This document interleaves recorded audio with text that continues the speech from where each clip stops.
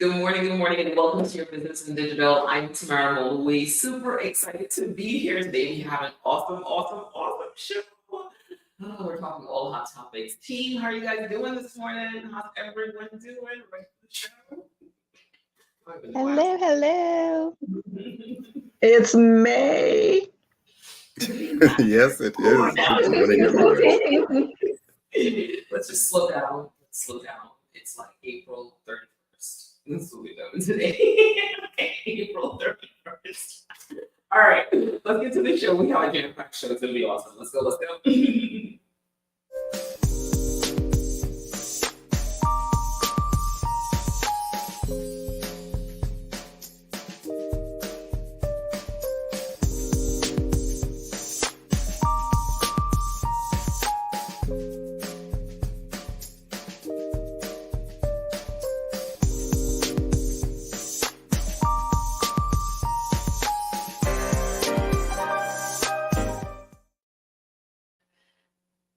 Hey, good morning. It seems like we're having some trouble on LinkedIn, so we will keep trying to figure out what is happening there. So we're getting some information in the back, like LinkedIn is having some technical difficulties. So all right, we will deal with that. We'll take it in stride. So good morning, and welcome to your Business in Digital. I am Tamara Mulway. I am always excited to be here. What we do here at Business in Digital is we really help you move those digital strategies to that place of money in the bank. What we've done is we've pulled together a true small business here, breaking down all the silos. So that's why we have Andrew Ragu, who is the CFO, the virtual CFO, who talks finance and really connects the dots back to digital and how you make that money in the bank, okay?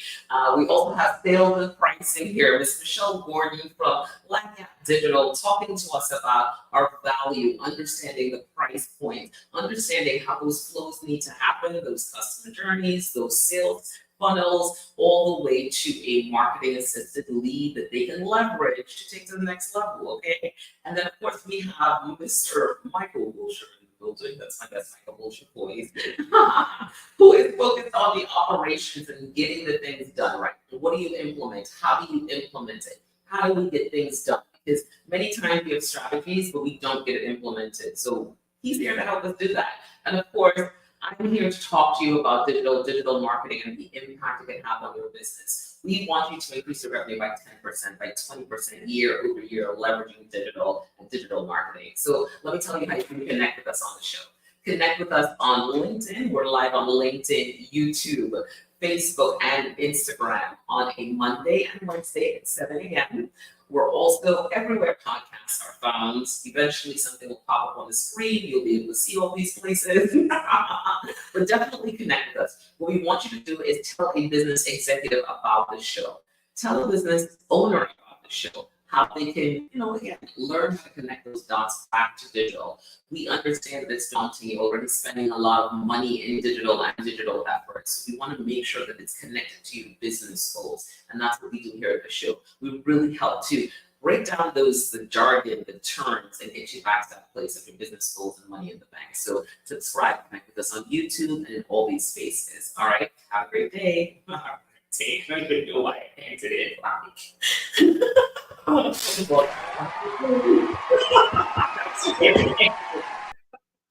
My bad. All right, so I know we're moving on along quickly because there's a lot. Recap of last show.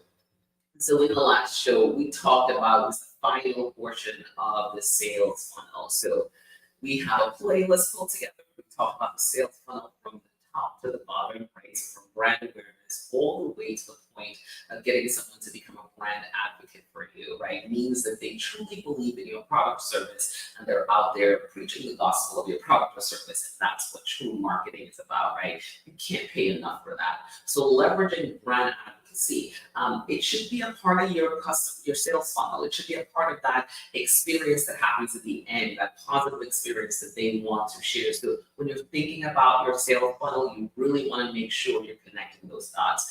You want to be able to provide that excellent customer service referral programs and really create a community around your brand. That know, trust factor comes down to community, right?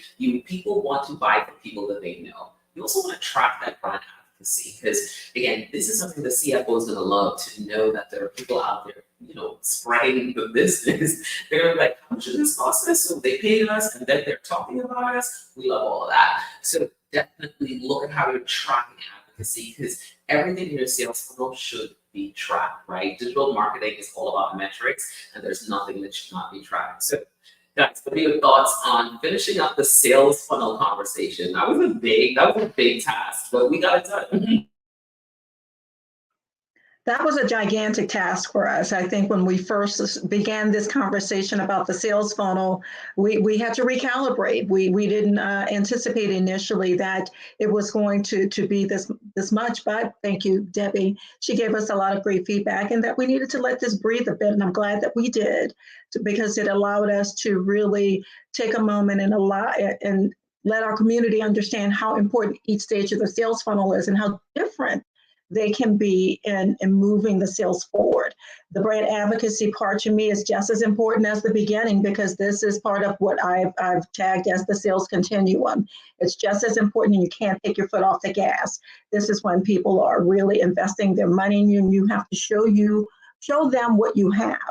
And every bit of what you did before is still germane in this conversation post-sale.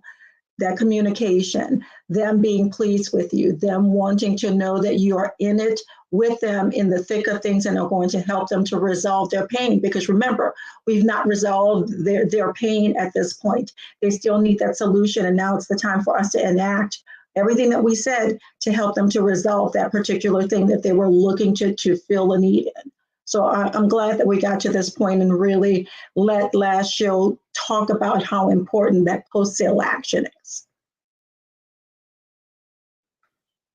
I loved how all-encompassing our conversation was, everybody chipping in on this thing, because, sales funnel, you tend to always think, well, it's just the sales people that need to be involved. So I loved our spin on it. Our spin was able to show the small business owner it's actually a business-wide conversation that needs to happen. So whether you're a small business, a large business, sales funnel impacts everyone. It impacts all areas of your business. So, it's important to bring all the players to the table and, see where you fit in, because everybody has a role to play. Absolutely. Everybody has a role to play, right? All the seats at this table, including tomorrow. So really glad as well that we took that time, because a lot of businesses, we look at that sales funnel and we take it from that company perspective, right? We're not doing it from the customer perspective. So it was really good to go in and break down, when it comes to that marketing, when it comes to your operations, how do you treat with your customers or your potential customers at each stage, ending at brand advocacy. So knowing that completing the sale is not completing the relationship, it's just starting that relationship. So really good weeks of going through that sales funnel. Glad that we kind of over it as well, but hope it was useful for everyone that listened in. If you didn't get a chance, definitely go back. We'll be compiling it into a playlist for sure. Awesome. All right. Can you guys hear me well? I know I've been having some technical audio. Is this better? It's a little echoey, but you're good. A little echoey, but it's not staticky or anything. It's clear. It's clear. Is it clear? Oh, that's better. actually, that is perfect. That is actually perfect. That is actually perfect. The closer the mic is to you, the better. It's like right here. Speaking to the mic, speaking to the mic. I was speaking to the mic. And now, It's just so weird. If that works. So I just want to hold it up. I'm going to do it for the show today. I see how long I can do it. All right, we got to move on along.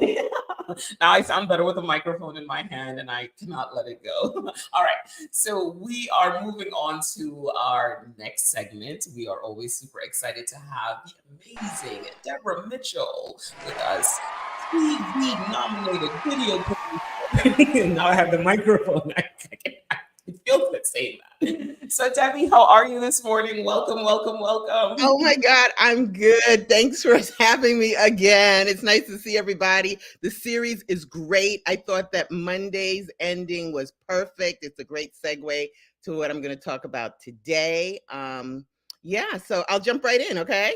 Awesome, So for awesome. so I'm an Emmy-nominated TV producer. I'm the founder of Deborah Mitchell Media Associates. We work with brands to help them establish a presence online and to work with turning their audience into paying customers. Last week, we were joined by Emmy award-winning producer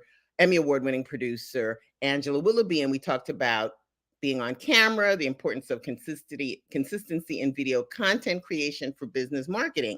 So we both agree that you need to have content consistency. Set a time to create your content. Like I said, be consistent, don't start and stop. Consider using a mix of content.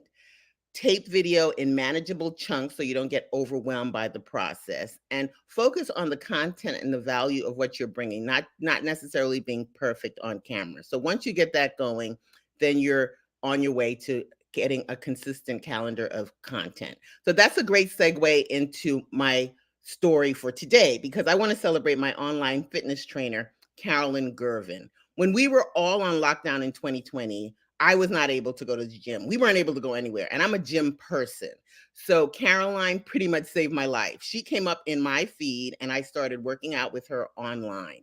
Now, her story is really interesting. She's a regular mom. However, she's a fitness trainer, a certified trainer who, because she was on lockdown, she had to put up videotape her workouts using her phone, and she put it on YouTube for her clients. And people just found her on YouTube. And we became this great little audience. We would work out. She lives in Ireland. She's Irish. So she would post, and every morning we'd all get up and we'd work out to her routine. She put a routine up every day. So it could have been a 20-minute routine, a 60-minute routine. She started series, and we all just became this little audience where we were following her, looking forward to her YouTube content. She then created a Facebook community. So we would work out, post in the community, talk about the workout, and it was just incredible to see the energy. We were feeding off of each other. We were watching transformations in real time. So Carolyn Gervin became our leader. We started calling ourselves Gervinators. So she went from having an audience of people. We watched her YouTube channel. It was only a few hundred people on the channel. We watched it grow. The same with the community. We would talk about what we liked about the workouts, what we didn't like. She actually introduced a nutritionist into the group, another type of expert who could answer our questions. And the thing is, she rarely participated. We never saw Caroline. She always she would comment now and then, like someone's post, and everyone would get so excited about the fact that she was actually participating. And then every few months she would put up a video just to answer a few Q&As. So this went on for years. I mean, remember, the lockdown was for years, and people's lives were changed. And so we became advocates of Caroline. So this is a great way to talk about the audience pyramid, because you actually start creating content that attracts an audience, and then it turns into a community, and you give more information.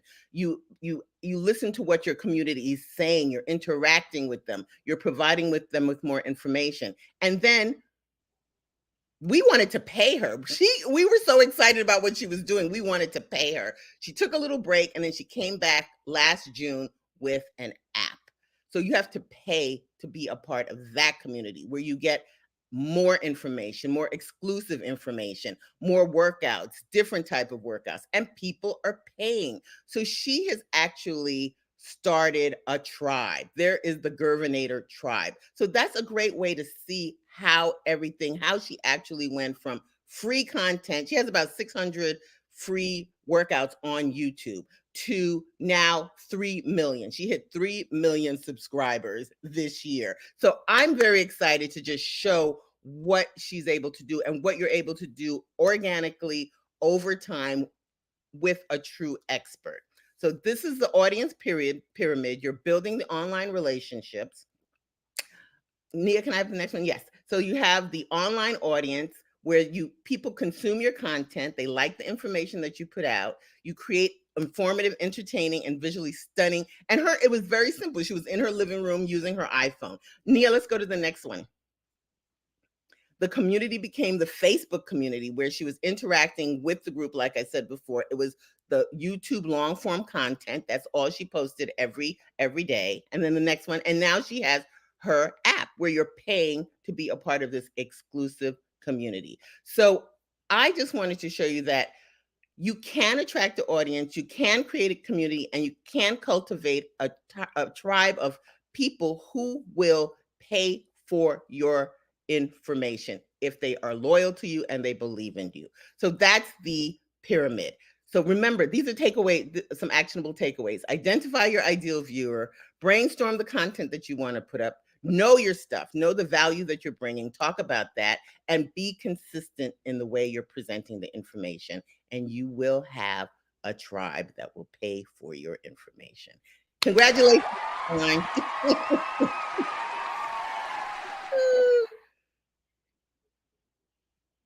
I absolutely love this. I think it's like it's exactly what we've been talking about. I said community and I didn't even know you were going to say community. So it's just like all the dots connected. When you said it, I was like, that's perfect. Mm-hmm. Yeah, right. No, it was the right lead in. And it's true, right? That tribe, people start really believing in you, especially if they see, they see the changes. So it's all about the transformations. The transformations are what really help them lead to that brand advocacy. And the fact that you guys were willing to pay, you're like, well, we will pay. We felt bad. She was giving us such great workouts. We're like, this is all free. And she's left the free content up there. So you really don't have to buy the app if you don't want to. You could just redo those workouts online. But people are paying. They want the exclusivity of the app. And her app, I haven't bought it, but her app I hear is amazing. And she's writing articles. She is so smart and so good at what she does. So it's just so exciting to see that process in action. I absolutely love that. Mm-hmm. I love that story. I love how it's so organic. It's so, and it's so telling of the times that people were in for the pandemic, right? Everybody was jumping in online and everybody was trying to see what they could do. Here as well in Trinidad, we had fitness trainers do the same thing locally, and everybody was trying to do their little Facebook groups. I myself did a couple of classes with, I think at that time I was into some yoga, and the girl was doing online, and and everybody everybody was doing it, but I'm so glad to see that she moved beyond just trying to satisfy the need of the lockdown. It's so important that this is a good example of the environment. Necessity is the mother of invention. So the environment made her have to, go online. But then even when the environment kind of went back to what it used to be, she grew and she leveraged what happened during the pandemic and was able to build this online community. So I think it's a good lesson for business owners to, even when your environment pushes you in a particular place, leverage your learnings, to take you to the next place. Because I saw a lot of businesses I have seen did not do that during the pandemic. When things went back to quote unquote normal, they undid everything that they learned. And they kind of took 5 steps backward. But I love this story and I love this journey. Thank you. This is talking about a great example of a sales continuum. She met the moment. It was the COVID forced a lot of different behavior. And for many a small business, they weren't able to survive because they weren't able to pivot quickly and meet that moment and adjust to meet what their community and their clientele, their people, their target audience wanted. And she found a way to do it. And in that space, especially in health and fitness, it became really crowded. Crowded because the messages were all the same. So she found a way to differentiate herself. She met the call, her response back to her community when they called and said, I need this. When you all gave the feedback, she listened, adjusted, provided what you needed. And when the marketing changed, the market environment changed, when the world opened back up again and people wanted to get outside to do their workouts and they wanted to get back to the gym. Remember, there were a lot of companies that failed at that point. Some gyms were not progressing. Peloton, a lot of those, their stock prices went down. They had problems adjusting. But she said, hold on, wait a minute. this is what my community asked for. I'm going to take a beat. I'm not going to rush to this. And she came back with an app. She doubled down on it and said, I hear you. I'm still going to serve my target audience in a different way where you can still get my services, but I'm going to also find a way to still progress and move my business forward. And in the digital space, she managed to expand. And I think that that's just phenomenal, because there are a number of people in the physical workout space that have not survived well. Now that the world is back open to normal, they're struggling to maintain their foothold in the space. And this is a testament to how great she is, that not only did she maintain her audience, but it's grown and people are saying, I will pay for you. I will pay for you. So kudos. That's a great, great topic to bring to this audience. Thank you, Debbie. Oh, you're so welcome. I'm so proud of her and excited that I was a part of the whole thing from the beginning. So yeah, that's always exciting, right? When you've been part of it, when you watched it grow. Great lesson in brand advocacy. I love that you all named yourselves governators, right? That's what Courtney. That's brand advocacy. She didn't name you all. You all were like, no, we're going to name ourselves. We are governators. But really a lesson in consistency. So that I can only imagine, if you say she's in Ireland, you're in the US, right? And she probably has a global audience. She has to be aware. Audience, She has to be absolutely aware of when she's posting, that she's consistent in posting. This absolutely looks the same in the B2B world, right? If we are consistent with the content that we're putting out, we're going to see that return come back in eventually. It's going to take some time. It's not, it's not one and done. It's not quick. It's not fast. As you said, it was over some years that she built it. So a really good example of, in the B2B space, this would look like what we do here in YBID, right? So we are providing that consistent content. And over time, we watch that growth. And hopefully we get to that stage of, brand advocates, which we have some. We have some. So great topic. Thanks for bringing it up. Oh my gosh. You're so welcome. Yay! Super excited. Well, Debbie, we're always excited to have you. We cannot wait to see you again. We have to have you back, of course, before we end the show, I think on the 15th. So you're probably going to have to come and do a little, last hurrah with us. Okay, I'll be there. All right. Enjoy the week. Talk to you later. All right. Debbie, take care. Emmy nominated TV producer. Yay! Take it easy, Deb. Okay. See you later. Bye. All right. So that was awesome. So I love how it just flowed into everything. So, all right. So guys, we have a jam-packed show. This is one of our favorite shows because we get to talk all hot topics all day. There's so many things to say. So,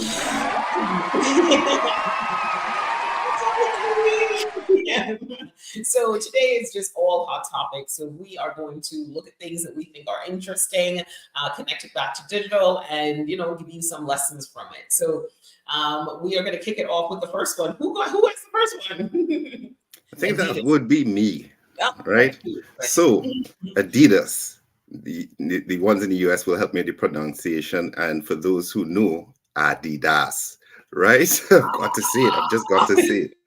But this was a headline that just caught my eyes. Adidas overinvest in marketing. So let's dive into this one. So they reported their first annual loss in 3 decades. So that prompted them to make a move. They increased their investment in marketing by 9% in the first quarter, and they're projecting to increase it up to 12% over the course of this year. And according to Adidas, this is to build brand heat. And I guess this is the term they're using to say build excitement about the brand. But they're really diving in, they're digging in, and they're saying, listen, this marketing needs to drive our revenue. They launched their Originals campaign last September and followed it by You Got This campaign at the Super Bowl. And Adidas is coming off of, they've even managed to recoup some of the money from their Yeezy line, the whole thing with Kanye. And next slide, the CEO admits, and I know Andrea and Michelle will like this one, that Adidas was too reliant on discounting. So here's a big, huge brand, and they're saying, listen, they are going to really dive in and invest in their marketing. And what does this mean for small businesses? What can we take away from this? Invest in your marketing. It's an investment, not an expense. Adidas is crediting its recent growth because they've grown their revenue by 8% for the quarter already. And they attribute that to their investment in marketing, even after that rough year. They also want to look at reducing their reliance on discounts. They saw a rise in sales when they focused on selling products at full price. So we've said this here before, over-reliance on discounts can hurt your brand image and, more importantly, your profit margins. You've got to look at offering value in other ways, like the excellent customer service or unique product features. And I think I have one more takeaway that I want us to learn from this. Don't chase those short-term goals, those short-term gains, I should say. Adidas focused right now on long-term growth and brand building, and that's even if it's sacrificing short-term profits. This is a sustainable approach. Now, we sometimes have a tendency to think of digital as, this one-stop shop that provides instant reactions, instant results. But it's a long-term focus you want to take. Marry that with that long-term investment, right? So this was a topic I just wanted to bring in because I said, wow, this is a huge brand, and they are just coming out and saying, they are even going further to say, they're going to over-invest in marketing. So that's the first hot topic that we have for the day. Adidas, and it's so hard to say it like that, Adidas is really looking to over-invest in marketing. They've already seen the results in the first quarter by making this shift. So, first hot topic of the day. So let me just let you guys know that the Chinese used to say Adidas, right? So I can't say what he's saying. It's Adidas. it's Adidas. My Adidas. So sick. Because they went through so much drama, right? The whole Kanye thing, they lost a lot of revenue. And I mean, I love this, the marketing investment, the dollars, the pivot, no discount. I mean, I'm gonna pass it over to Michelle. I'm like, let me get quiet. Angel heaven singing. Let me tell you,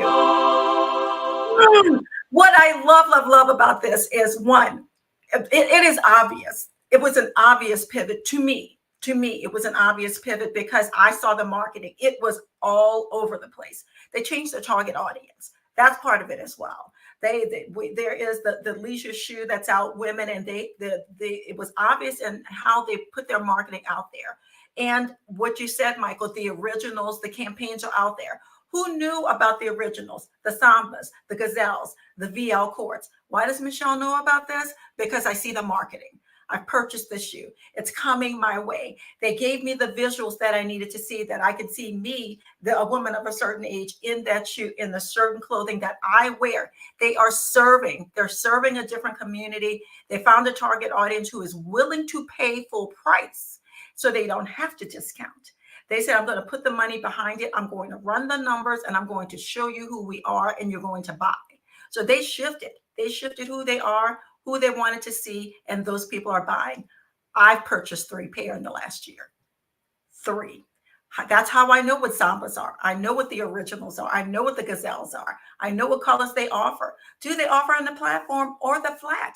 They gave me different options in different colors, and they gave me pictures along with it and said, here's your outfit. Don't you want to see it this way? So,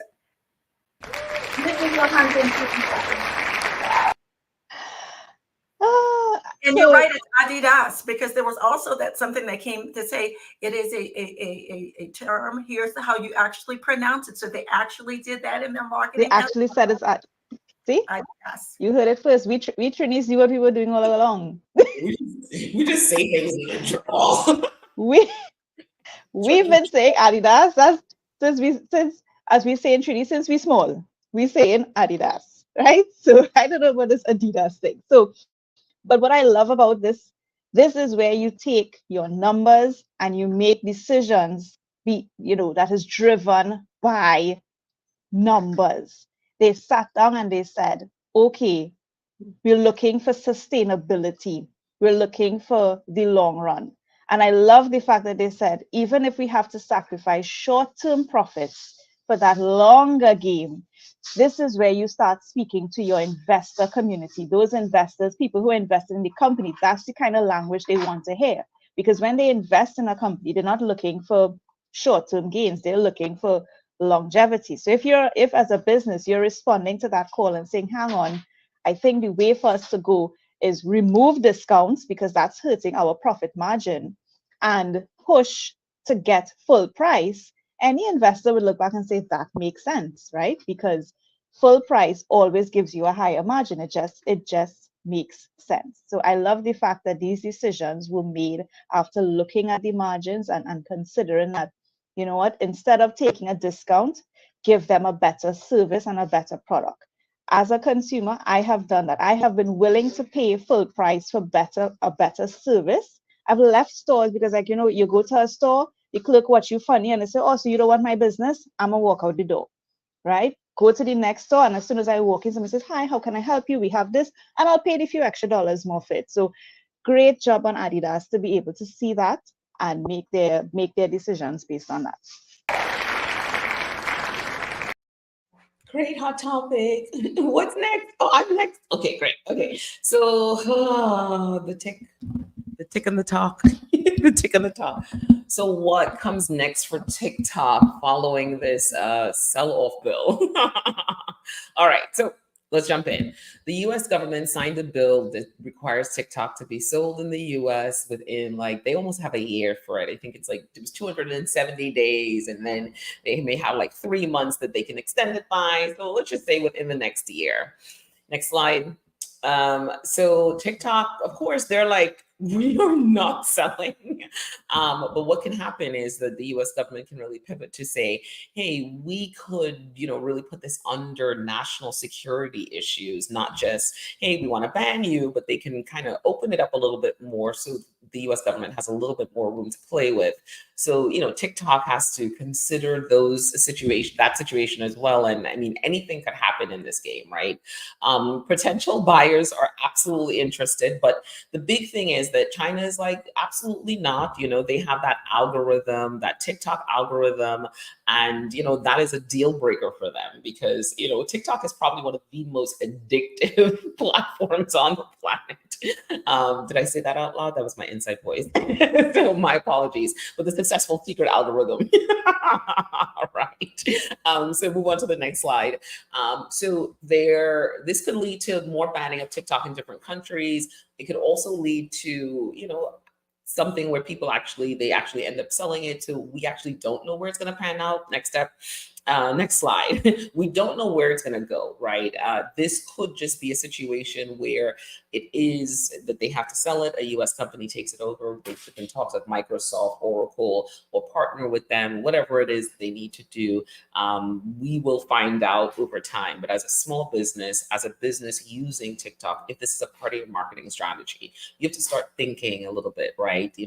You cannot be platform agnostic at all. So where are these people? Where is the deeper connection with them? You want to start really looking at shifting that marketing strategy. Continue to use TikTok, but your sales funnel becomes important. Your customer journey becomes important. Where are you moving them to, right? If they come to TikTok, are you moving them to YouTube? Can you pivot people to that place? Start looking at the metrics to see what's next. Start testing in the background. You have about 8 months. If it's going to move away in a year, you have about 8 months to be able to make that transition.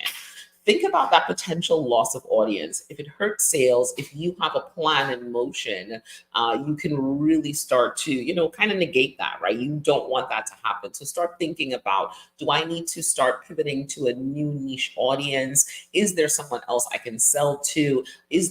Are there ways for me to start increasing my sales? Should I be just getting visibility in more places? So you want to think about your strategy as you're moving through this process. Next slide. Be flexible, okay? You have to, this is the nature of the business that we are in. These platforms, things happen all the time. We talk about this here. You cannot be beholden to any platform, so you need to be flexible. That is going to be important. You need to be nimble in this digital space. Get email addresses, get cell phone numbers so you can text people if you're in the US. Get deeper ways to connect with your audience. Build a community, create a space that they can connect with you in that is not necessarily on these platforms, so your transition is a little bit easier.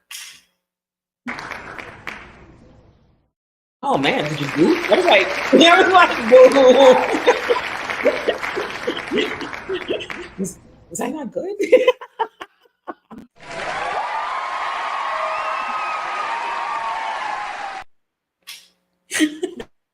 Let me tell you how much I love this controversy. In the honest of ways, I'm loving this controversy from a sales perspective because it leans into everything that we said from day one of your business and digital. And that was to have your name and your company in an omni-channel structure, be everywhere. Notice one of the very first things that we open and close with, we open with it and we close with it, is the numerous places you may find us for this podcast. We pick a place, any place, we will meet you where you are. And that's not just to have visibility in those separate places, but it's to, we know there's a community of people there, and we don't want to be dependent on one source for our success, nor should you as a small business. What I'm enjoying as I'm managing, watching people manage through the panic of TikTok, is the shift of a number of creators that are in the TikTok space and businesses that are saying, find me in these spaces. They're trying to do it so that TikTok doesn't ban them or minimize their presence, but they're also in their speech saying, you may also find me in this space. I'm still here, but changing their talk track as they're moving along so that their community that they worked hard to build in the TikTok space can find them in other places. And I'm enjoying that because that's going to force also TikTok to step up their game. And those that were getting a little lax in other spaces are also coming to the table and saying, come to me. Here are the attractive things that I have there. So that makes that competitive landscape even better, that will serve us as consumers a lot more. So I'm enjoying it from a sales perspective, and that this makes us, for a consumer space, a viable place, and they will look to us and try to gain our attention in multiple spaces, and the competition and the platforms will become better for us. So I'm applauding it all in multiple different ways. Mike, Andrew, do you want to quickly add? You know, I would just say, I'm just echoing what Michelle said. You know, we've been saying this message all along about the omni-channel presence and not being dependent. And it could hurt your dollars and cents, right? Because if it is you've built up this TikTok platform and all your energies are going into it, and now it's looming in front of you that it may go away, what is going to happen to your revenue stream? It's going to have a financial impact for you. And so it's really quite important that people remember, you don't own these spaces, right? It's like in your own personal life, renting a house versus buying a home, right? When you're at renting, you're at the mercy of somebody else. You know, they could hike up the rates, they could put you out, right? And this is what is happening. So, you know, just remember, I just want people to remember that the financial impact is your revenue stream could dry up, and you need to take action very quickly, as we are saying, to just shift and make sure you could spread yourself a little bit more so that people can find you in different places, and therefore, you know, maintain your revenue. And the only thing I'll add here is, you know, be specific about your strategy in terms of moving your audience to another platform. What we're definitely seeing on TikTok now is a lot of posts where they just say, follow me on Instagram, follow me on Facebook. And you've got to remember, there's a psychology to this. This why they want this platform rather than that platform. So you want to make sure that you have a very intense strategy, or you're being very intentional about how you're designing your content now to move. So, for example, you may look at making more snippets or short form content that says, watch the longer form here, right? So try to be a little more, be creative in terms of how you're moving your audience, be aware of what their struggles might be in terms of moving, and help them at every step of the way. All right, moving on along. So that was now we're moving on to, what are we moving on to? Andrea, you're next. Chick-fil-A. All right, so just Chick-fil-A. So thanks, Debbie, for this hot topic. I didn't know about the story until she pointed it out to us. So Chick-fil-A has missed a big marketing opportunity. Next slide. Basically, they had an employee. She was fired after posting reviews about the meals that she eats at Chick-fil-A. So being an employee, she had employee meals, and she started posting reviews about it. Now, here's the thing. The reviews were actually very positive, and she was getting millions of views. right? So the videos were doing well. She was getting millions. She was getting a lot of views, and she was generally being positive about Chick-fil-A as a brand, and she was being very supportive of the brand. Well, apparently Chick-fil-A did not want to hear anything about it, and Chick-fil-A fired her because they said it violated their employee handbook, right? That should, I guess, somewhere in the employee handbook, you should not be posting about the company. But anyways, they fired her. And with the firing, of course, the consumers are outraged, her followers and the people who were following her to learn about Chick-fil-A and probably support Chick-fil-A, they, of course, were quite outraged about it. So, of course, this is now sparking the debate of, employee posting posting about their employer, that sort of debate. But here's the thing, here's the takeaway that I want small business owners to understand. What this has sparked and what this has demonstrated is that you can explore the option of what is called employee-led marketing. At the end of the day, you had an employee who was, this is for Chick-fil-A, they had an employee who was promoting their brand in a positive light, right? And she was getting the millions of views. So you found other marketers jumping on the stream saying, well, hang on, you're missing the opportunity here. Why didn't you take her and take her efforts? And if you found that, yes, she was in breach of the employee handbook, give her guidelines because she was getting the following. So the takeaway for you as a business owner is that if you are running a business and you have a small community, you have maybe a small team, look at how you can have your employees be part of your marketing. Explore that option a bit. It can be more organic than an influencer.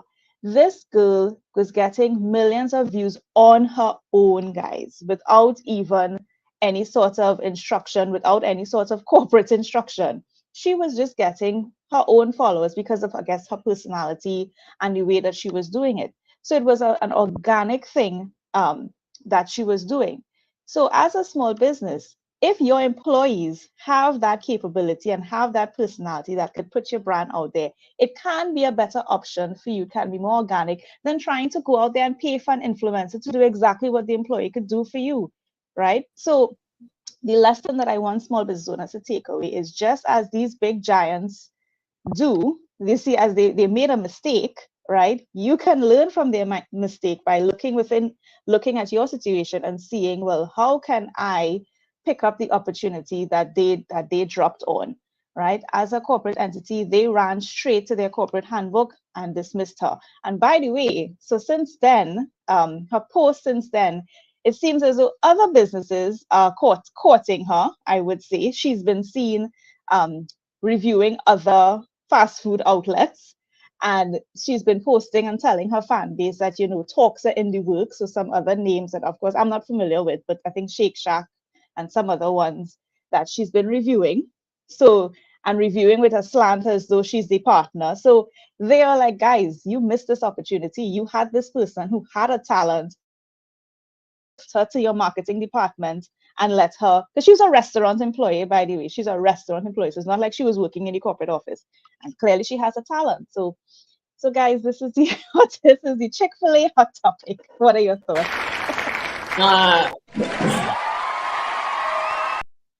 What are my thoughts? Throw out the handbook. The freaking handbook? Are you kidding me? From 1901? The rules. They're always guidelines, but you have to go back to those guidelines and adjust. Man, who was in marketing for that for Chick-fil-A? What were they doing? They didn't see the value. And sometimes, I'm a true believer in that. This is horrible. Okay, I can't say it. I don't know. The rules don't apply sometimes. It's just like one of those things where you have to adjust. It's how I navigate the world. They're guidelines. Meant to be. It's the Trini in me, but I know. I know that's why there's jail. But I get it. But it's sometimes you have to go back and look at those outdated guidelines, right? Outdated rules, and really look to see where the value is. And now they have a loss and somebody else has gained. So great hot topic. Absolutely good hot topic. I like when you talk about, empowering employees. This is no different, say, from affiliate programs. You're just doing it in-house, right? So if you're unsure and you want to make sure that your brand is represented in a certain way, then empower them to do so.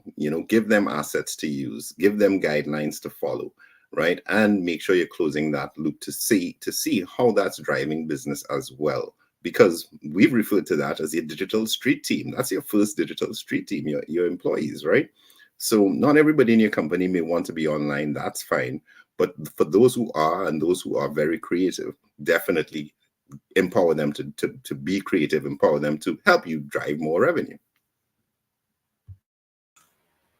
I'll say mine really quickly. I saw this in my TikTok feed, and I thought I had several sales and recovery thoughts in this. She handled it with grace. She was, the company came, they voiced their thoughts. Sad for them that they were not willing to adjust the rules. They could have adjusted. They chose not to. But she'd be back. She'd honor what they said. That's the company rule. She honored. 3 days later, not even 3 days later, Shake It Shack came to the table. She was posting for them. And then more importantly, she did it on a Sunday when Chick-fil-A was closed. So right away, capitalized, somebody else recognized the talent at hand. And she did a LeBron and she took her talent elsewhere. And I appreciate what she did. So kudos to her. Lesson learned for small businesses. Rules are there for a reason, but they can also be adjusted to accommodate the changing landscape. So learn from this difficult lesson that a big brand is learning at this point. Learn from their mistakes.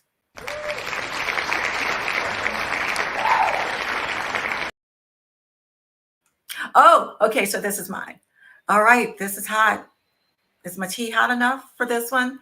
So in this instance, our hot topic for this one is about OpenAI and Microsoft being sued by about 8 newspapers because they're claiming that their brand authenticity has been compromised. So in this instance, they're calling it copyright infringement, and it is a big deal. Some major United States newspapers are going after OpenAI and Microsoft at this point.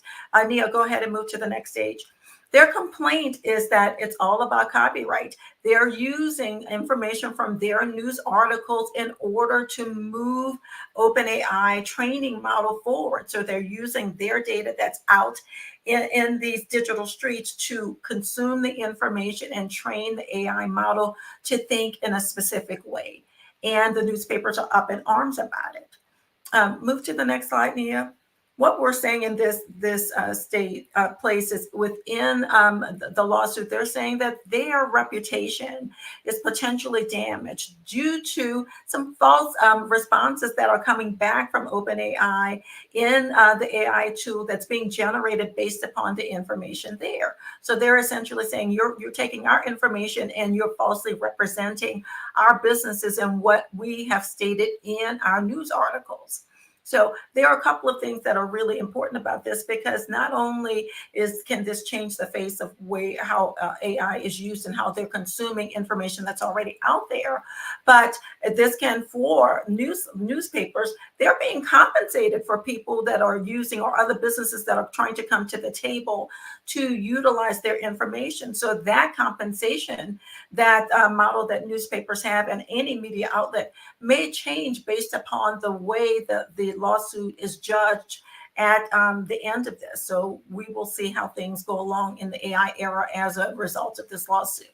Now, what I thought was interesting to bring to the table for our community, the lessons that we may learn from this big business lawsuit, is we need to come to the table and stop what we're doing now and embrace ethical AI practices. It's imperative that we understand this space and know that we need to move our businesses forward, but in a practical way that is an ethical way. When we're using the AI tools, point number 2 leans into authenticity. We know that we need this in our practices, in our sales journey, in many ways to help us to speak differently about our businesses. However, we need to make sure that our brand voice and our sales strategy are key and at the forefront of our usage of AI. So you have to make sure that your voice is at the table at all times. 3.3, we have to stay informed. This is an ever-changing, fast-paced environment. And what we're looking at today can be changed and different next week. And we need to be aware of what's happening with our technology and in the law and how this can jeopardize and compromise our business model. We're here for the long haul. So we need to stay abreast, not only of what's happening in our economy, but we need to understand how the laws are affected and where technology is moving. And 4, of all of the points here, this is the biggest one for me. You have to protect yourself.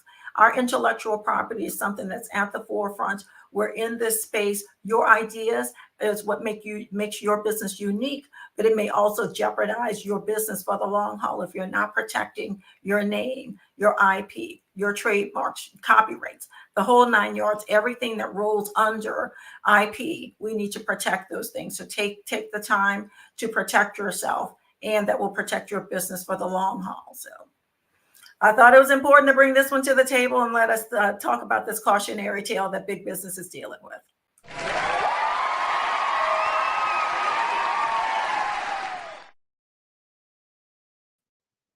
Boy, what a cautionary tale. My. How the tides are turning on this thing they call AI.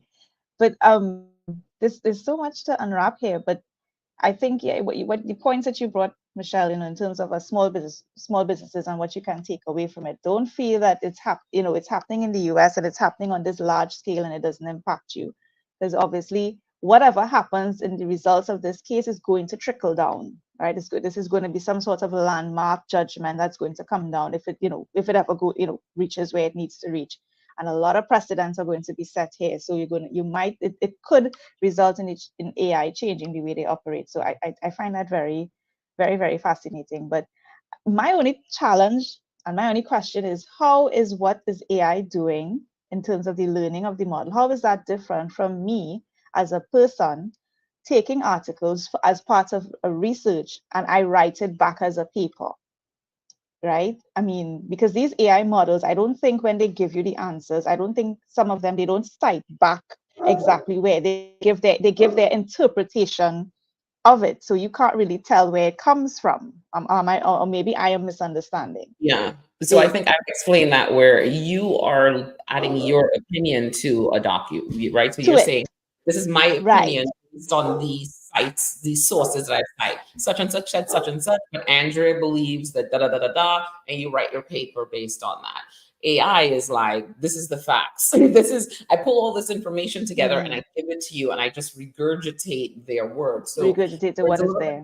You know what I mean? It's not necessarily saying, this is my opinion, that I believe this. So there's that difference. It's that thing where Jeff talked about that soul in the soul, right? So it's not really able to think and pull out those things just yet, Right.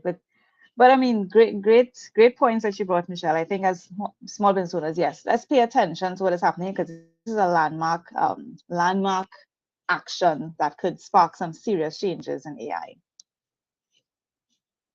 And Andrew, I think one of the things too that's coming to the forefront too, it's copy, not just giving credit where it's due, but just as you said, we have in this space, there's a couple of things that are going on. And I almost put that as a hot topic, where people are literally lifting someone else's content and utilizing it and not giving credit. And that's part of the problem and one of the components of the lawsuit as well. I'm no lawyer. I don't even play one on TV. And so I'm not going to cite everything and act like I understand all of the letter of this lawsuit, but they infer that as well as you're literally taking our information, regurgitating it word for word, verbatim, and not giving credit where it's due. And then you're messing it up. You're restating something and providing an answer that's completely false and adverse to what we're saying here. So do right, and then give acknowledgement and pay me.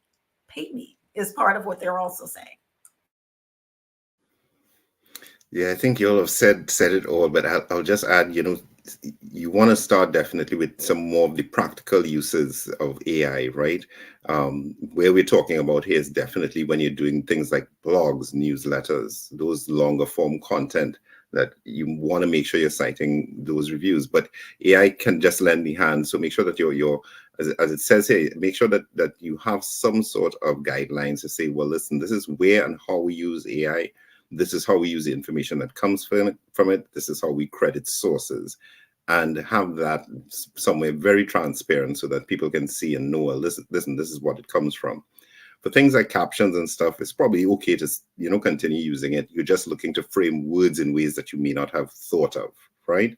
But anything research related, if you're putting out a white paper, that's when it's important to make sure that you're using AI ethically. And if you have any problems with that, I do have a webinar called Preparing Your Business for AI.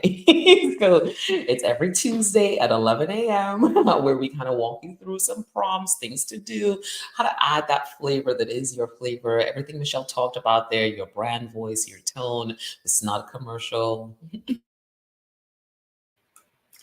We teed it up perfectly for you.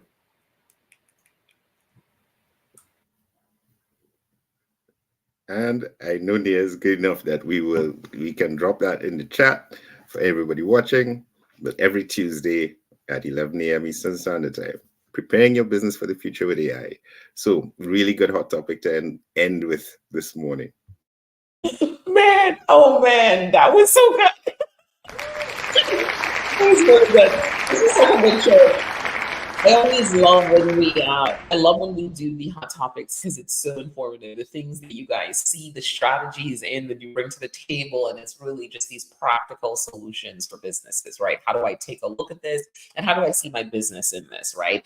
I really, really love that. You guys do an amazing job of it. So the link is in there for the Future with AI. So we are at that point of the show, right? We are at that point of the show where it's time to go. This was really, really, really fun. So 30 seconds, everyone, give us your final thoughts.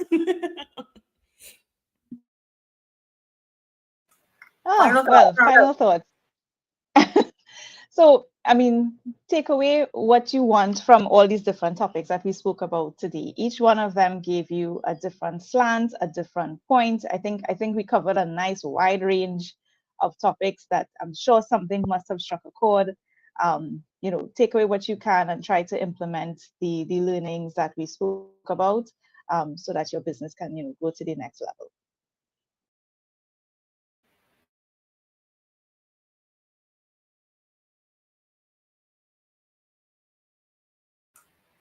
From a sales perspective, I'd say the great thing about what we cover today is as we cap off our sales funnel and our sales journey, in every one of these topics, we touched on something that you're able to pull a thread and enact one thing from each part of us and utilize that as an example of how to move your business forward. So it can be done. There are a multitude of examples from small businesses up to large corporations. So there's examples out there. You're not flying blind that can help you to move your business forward just 1 inch at a time.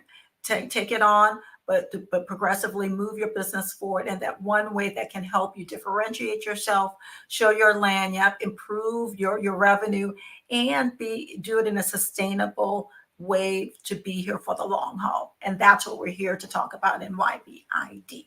So thank you for joining us again today. Yes, thank you for joining again. And I hope the takeaway from today is that we give you a new lens to look at some of these articles through, right? How does it apply to small businesses? What are the takeaways? So we hope that you can now start to feel a little more confident that when you see a big business doing certain things, how does it impact you? How does it impact your small business? Where do you apply some of those lessons? Because these businesses weren't, as we say in Trinidad, born big. They had to grow. So we're doing a lot of Trinisms this morning. So anybody trying to there, hope they should find it quite amusing. But the great articles this morning, like I said, hope to give you that different lens to look at these articles through. Understand how it applies to your business, understand how it applies to your marketing as well. Thanks for joining us today. Yeah, thanks for joining us at Your Business in Digital Trinidad and Tobago. It's a different edition. All right. No, guys, I mean, these are not just hot topics, right? They are mini case studies. And that's what we're doing here. We're looking across everything and saying, here's a mini case study that you could take and see your business in there. Here are the lessons learned. So go back, listen to these, pay attention to them. And again, put that hat on. So let me tell you how you can connect with us. Your business in digital, Trinidad, Caribbean, America, all over the world. Connect with us on YouTube. We are live on YouTube. We're live on LinkedIn. We're live on Facebook and Instagram Mondays and Wednesdays at 7 a.m. Eastern Standard Time. And if you can't catch us live, catch us on the replay. And if not, catch us everywhere podcasts are found. We are there. We want you to tell a business executive about this show. We want you to tell a business owner about this show. What we're doing is connecting the dots to strategies, right? Strategies that help you get to that place of money in the bank. We understand that you are spending a lot of money in digital and digital marketing, and we want you to see the return on that investment, and it absolutely can happen, right? It is not magic, but it can happen. So tell a small business owner, tell a business executive about this show. It's a great show. Thank you guys. I love being with you guys. I love having this show, doing this show. We get to have good fun. This was good fun today. Have an amazing day, guys. Take care. Bye.